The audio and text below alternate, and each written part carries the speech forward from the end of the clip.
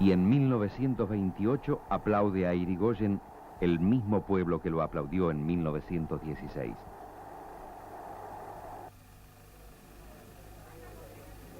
Otros hombres, en cambio, sienten fastidio, indignación y hasta repulsión frente al regreso de Irigoyen.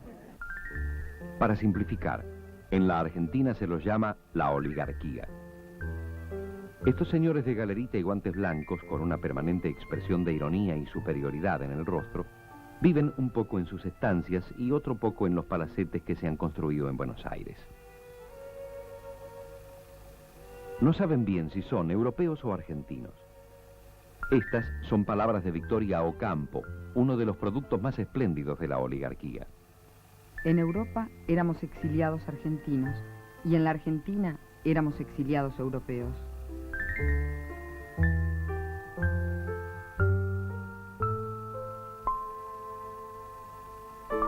La verdad es que los aristócratas argentinos, a pesar de sus pretensiones, no poseen una larga prosapia ni un origen ilustre. Detrás de sus modales europeos puede adivinarse el vaho de la bosta de vaca con que se habían impregnado sus abuelos tras amasar una rápida riqueza en los campos y las estancias. En Buenos Aires, la situación es distinta a lo que era en 1928. Ha crecido la desocupación. La prensa, encabezada por el diario Crítica, ataca violentamente a Hipólito Yrigoyen. Los ministros radicales son abucheados en actos públicos.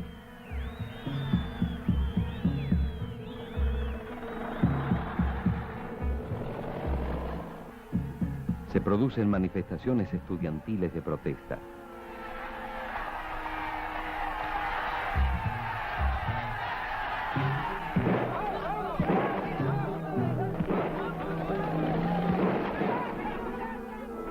Ciertos ruidos y siluetas asoman en el horizonte.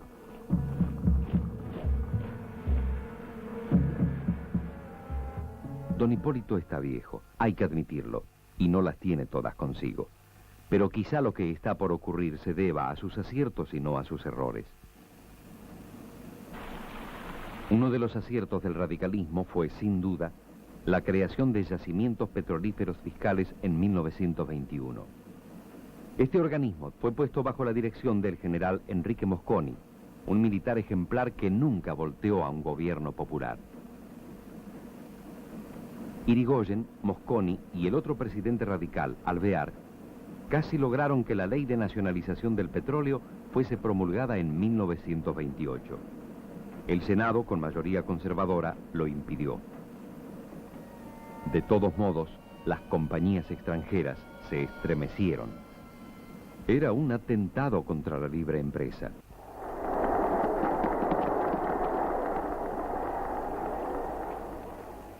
Otros dos generales, diferentes a Mosconi, se alejaban del radicalismo y conversaban animadamente con los hombres de la oligarquía y con los abogados de las compañías inglesas. Eran el general José Félix Uriburu y el general Agustín P. Justo.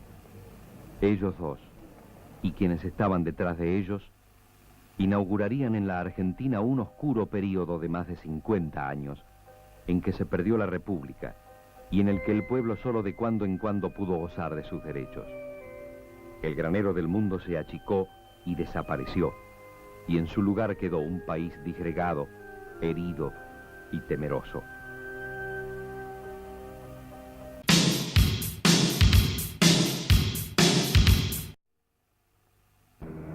Al amanecer del 6 de septiembre de 1930, cerca de 1 millar de efectivos militares, formados principalmente por cadetes del Colegio Militar y de la Escuela de Comunicaciones, se pusieron en marcha desde el Palomar a las órdenes del general José Félix Uriburu. El destino era la Casa de Gobierno, en la Plaza de Mayo. El objetivo, el derrocamiento de Yrigoyen. La columna de sublevados recogió a su paso considerable apoyo civil. El grueso del ejército se mantuvo indiferente. El único incidente serio se produjo al pasar la columna frente al edificio del Congreso, desde donde fue tiroteada por simpatizantes radicales.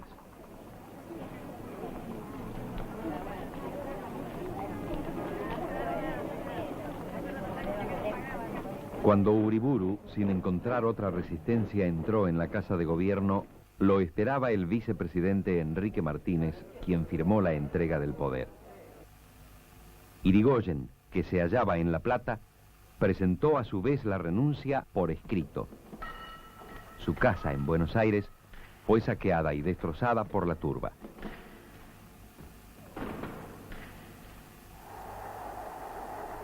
Uriburu asumió la presidencia 2 días después. Junto a él, en el balcón, podía verse a los que serían sus ministros, conocidos rostros y apellidos de la oligarquía. Irigoyen estaba confinado en la isla Martín García, pero el radicalismo demostró seguir gozando del apoyo popular. El 5 de abril de 1931 hubo elecciones en la provincia de Buenos Aires. Contra lo que esperaba Uriburu, los radicales derrotaron a los conservadores. Las elecciones fueron anuladas. La gente no había aprendido a votar.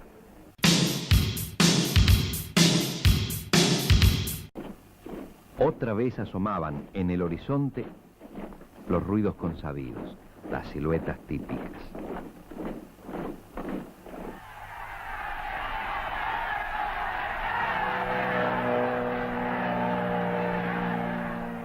Con las primeras luces del 4 de junio de 1943, millares de soldados salieron del acantonamiento de Campo de Mayo e iniciaron, como lo habían hecho 13 años antes los cadetes del Colegio Militar, la marcha sobre Buenos Aires. El ejército en pleno se pronunciaba contra Castillo y de paso contra Patrón Costas. Un nuevo poder político, el de las Fuerzas Armadas, como institución, casi como partido autónomo, se consolidaba. La población, cansada del fraude y de la corrupción, apoyó a los sublevados. Hasta hubo militantes radicales que creyeron que su partido volvía al poder.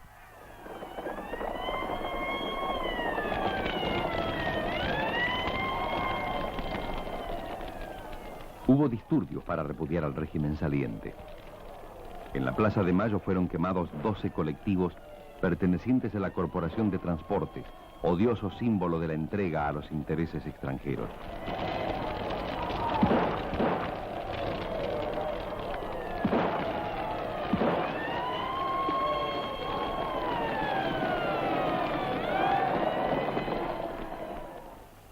Castillo cayó sin pelear. Hubo alguna confusión entre los jefes del golpe. Primero asumió como presidente el general Arturo Rawson, partidario de los aliados y que tenía ideas conservadoras. A los 2 días, sin embargo, debió renunciar y se hizo cargo de la presidencia el general Pedro Pablo Ramírez, que hasta el 3 de junio había sido ministro de Guerra de Castillo. Detrás del trono había un poder invisible. Se trataba del GOU, Grupo de Oficiales Unidos, una logia militar que defendía la neutralidad en la guerra y que a la sombra de Ramírez pasó a ocupar cargos claves.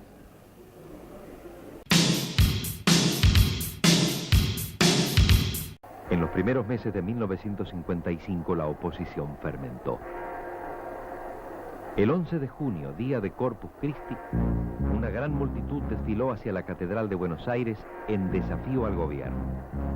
Era el primer acto masivo de oposición a Perón. 4 días después, el gobierno expulsó del país a 2 obispos, Manuel Tato y Ramón Novoa. Se acercaba un enfrentamiento mucho más cruel.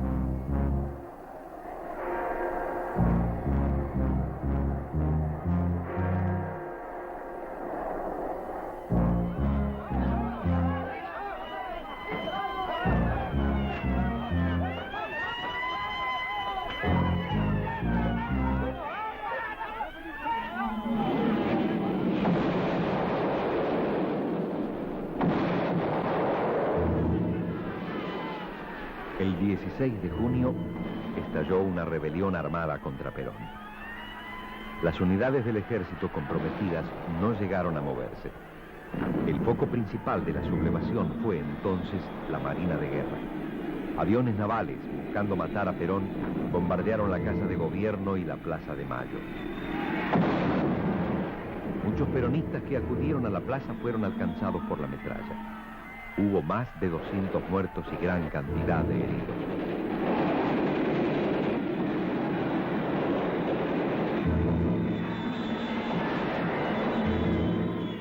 Perón se refugió en los sótanos del Ministerio de Ejército.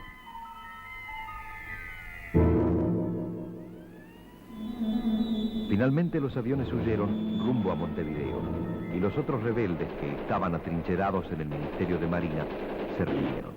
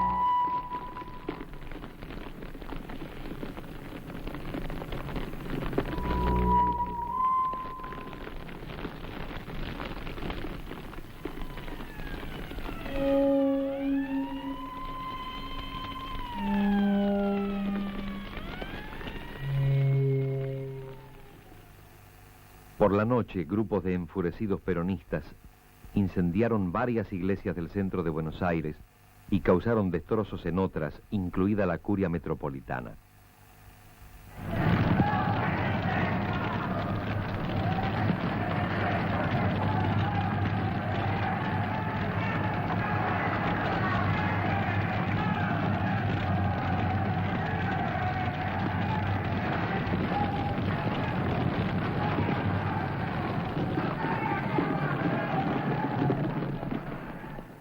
Perón, que comprendió los riesgos que corría, reorganizó su gabinete e hizo un llamado a la pacificación nacional.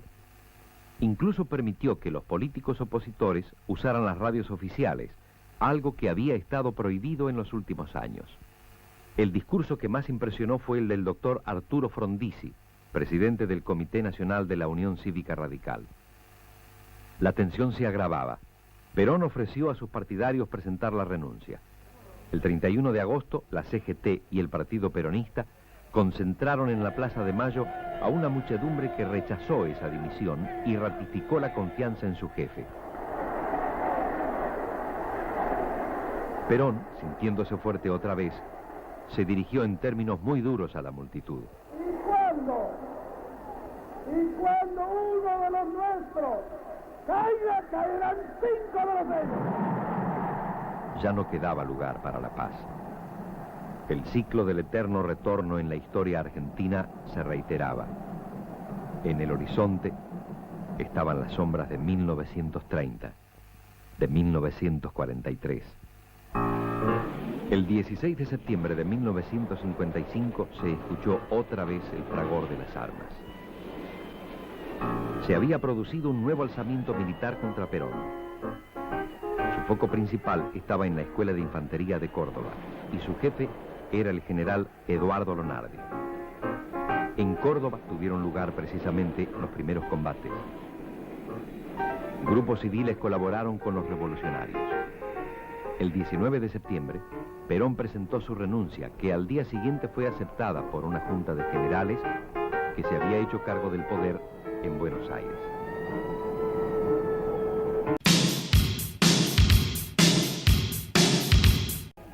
También el presidente perdió muchos partidarios al apoyar la ley de enseñanza libre, es decir, privada y fundamentalmente religiosa, en detrimento de la enseñanza estatal y laica.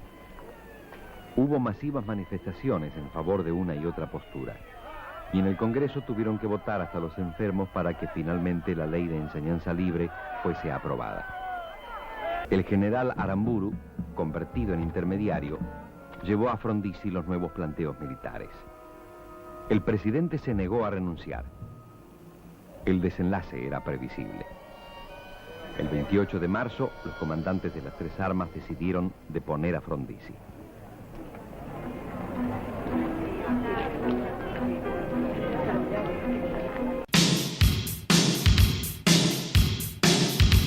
A pesar de todas sus virtudes, Ilia había sido elegido por una minoría de votos y era un presidente vulnerable. El poder militar, aunque lo dejaba actuar, no estaba resueltamente a su lado. El comandante en jefe del ejército, general Juan Carlos Onganía, sostuvo en la Conferencia de Ejércitos de América, realizada en West Point el 6 de agosto de 1964, que las Fuerzas Armadas podían y debían intervenir en cada país en la escena política. La conspiración que había comenzado el mismo día de la asunción de Ilia progresaba lenta pero firmemente.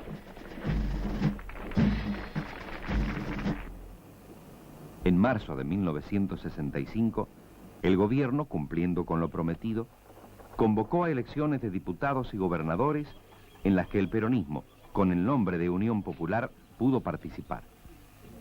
La Unión Popular ganó con casi el 30% de los votos.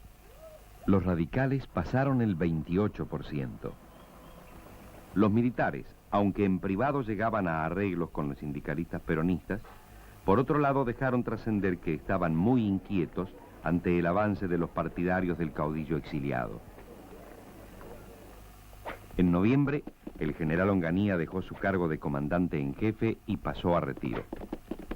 Este alejamiento, en vez de disminuirlo políticamente, lo convirtió en una sólida reserva para los conspiradores militares y civiles.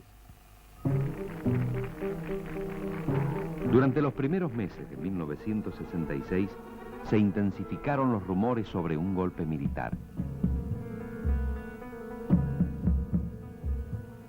El nuevo comandante en jefe del ejército, general Pascual Pistarini, pronunció el 29 de mayo un insolente discurso en el que lamentó que la ausencia de autoridad haya abierto el camino a la inseguridad, el sobresalto y la desintegración. Ilia, en lugar de destituirlo, asimiló la estocada. El nacionalismo de Ilia, aunque moderado, ya había sido juzgado y condenado por las grandes empresas y los monopolios internacionales que operaban en el país. Por fin, una ley de medicamentos que recortaba el campo de maniobra de todopoderosos laboratorios extranjeros puso en marcha a quienes se sintieron perjudicados. El 27 de junio de 1966, los conspiradores pasaron a la acción. El general Pistarini movilizó las tropas y ocupó las radios. Ilia destituyó a los altos jefes, pero sus órdenes no fueron acatadas. Cuando el general Julio Alzogaray se hizo presente en el despacho del presidente y le intimó a desalojarlo, Ilia le contestó: "Usted es un vulgar faccioso que usa sus armas y sus soldados desleales para violar la ley. No es más que un bandido".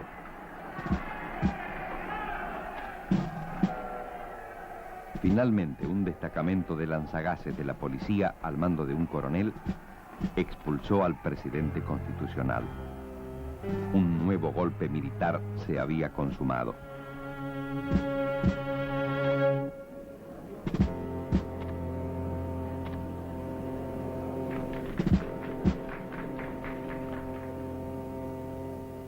El 28 de junio, la Junta de Comandantes nombró nuevo presidente al general Juan Carlos Onganía.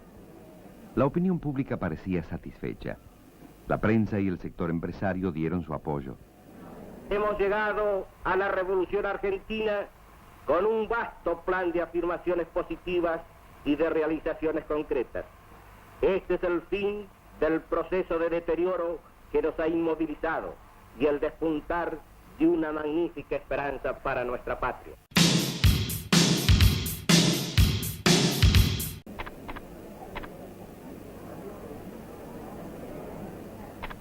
Isabel Perón se hizo cargo de la presidencia. La figura de López Rega se fortaleció. Su cabeza calva y sonriente apareció detrás de la presidenta en todos los actos oficiales.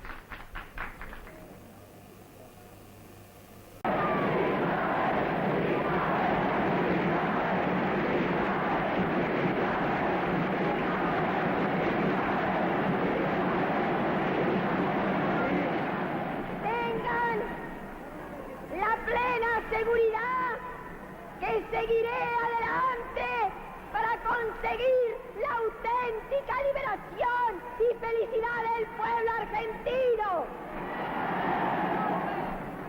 El debilitamiento y desgarramiento del peronismo permitió que lentamente volvieran al primer plano del escenario las Fuerzas Armadas. El 28 de agosto hubo un golpe interno en el ejército. Algunos mandos desconocieron la autoridad del comandante en jefe, general Laplane. Isabel cedió y reemplazó a Laplane con el general Jorge Rafael Videla, cuyo nombramiento pedían los sublevados. Los militares pasaron a centralizar la lucha contra la guerrilla. Un general en actividad, Albano Arguindegui, se hizo cargo de la jefatura de la Policía Federal.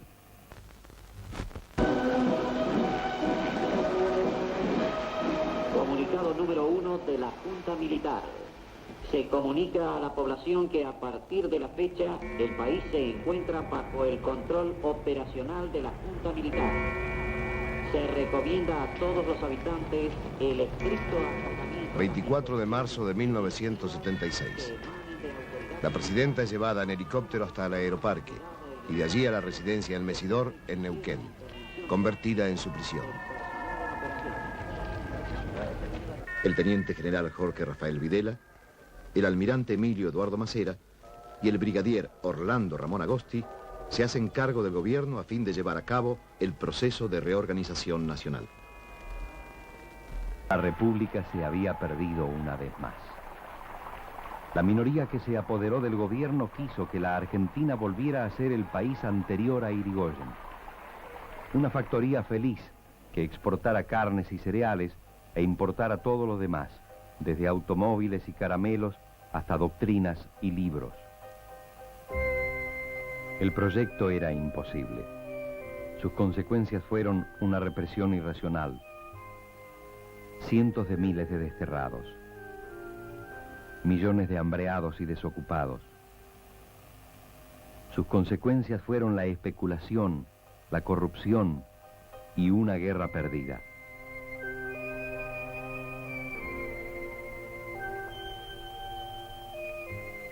Sus consecuencias fueron la censura, las listas negras y los presupuestos educativos más bajos de la historia argentina. La lección que queda es que solo la unión nacional basada en la verdad y la justicia podrá devolvernos la salud. Lo que perdimos, lo perdimos todos. Lo que debemos recuperar, solo entre todos podremos hacerlo una vez que hayamos logrado exorcizar a los demonios del miedo, del odio y del autoritarismo.